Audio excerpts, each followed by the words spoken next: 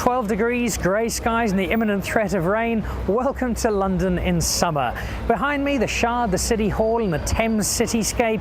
The Nicholl show's in town for the end of a Rugby World Cup tournament that sadly doesn't have the Springboks playing in, but is still celebrating a wonderful 6 weeks of rugby. We'll catch up with a few South Africans, talk to a couple of players and enjoy the end of what's been a great celebration of the game.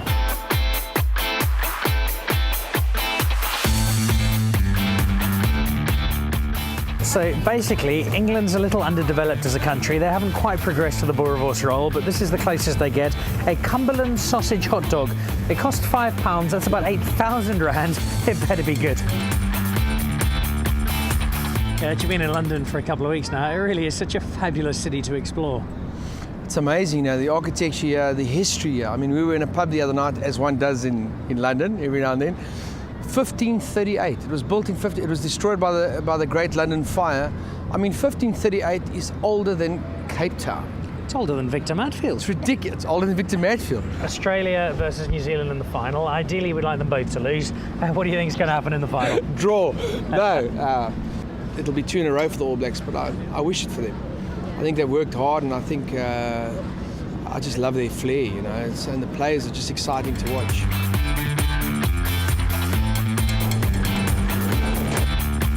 Westminster, the London Eye, the crystal clear waters of the Thames. This is the heart of London, home to about 17% of all South Africans on earth, the ones who don't live either in South Africa or in Auckland. Now they all live somewhere down that way. That's Putney, Wimbledon, Earlsfield. We've actually met quite a few of them during the course of this week. Some of them just a little more familiar than others. So this is London's answer to a sunset cruise on Clifton or Camps Bay. Not quite the same, but a great vantage point to check out one of the great cities of the world and to warm up before we go and watch the Springboks play their last game of the World Cup, hopefully a victory over Argentina.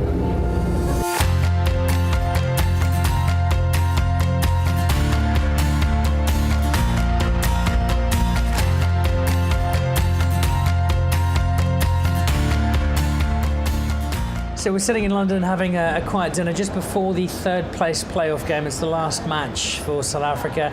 It's the last game for a number of guys, people like Victor, like Free, guys who you've played a lot of rugby with, and a little sad to say goodbye to legends like that. I think it is, but I think we've been fortunate in South Africa to have some of the best players ever to play for the Springboks, and yeah, it's sad to see those guys go, but in South Africa we have just got so much rugby talent coming through the ranks and filling that position. The most pressing question, denim shirts haven't been seen since the 1990s.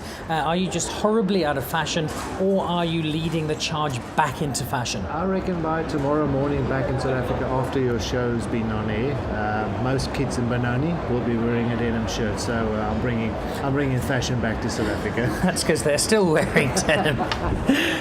It's Saturday morning, it's the day of the Rugby World Cup final here in London, and it's a good day to be South African because last night we wrapped up with a victory, so a nice end to the tournament for the Springboks. And a man who agrees is a big fan of South Africa, the former Welsh captain, Colin Charvis. I think it's been amazing. 47, 48 games we're at now. Everyone's been a nail-biter. Teams that we thought were underdogs or minnows have really stood up. Probably, and I say this most reluctantly, particularly being a South African with regard to Australia, it's the right two teams in the final.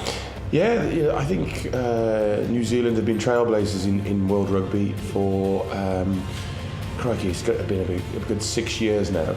So yeah, two greatest teams, probably the greatest rivalry in world rugby as well. Across that Tasman Sea, they despise each other. The rest of us just dislike one another. And so as Colin Charvis gets onto a train and heads back to the land of no indoor plumbing or running water, I'm off to Twickenham. It might not be the Springboks in the final, but it's sure to be a cracker of a way to finish off what has been quite simply a most magnificent Rugby World Cup.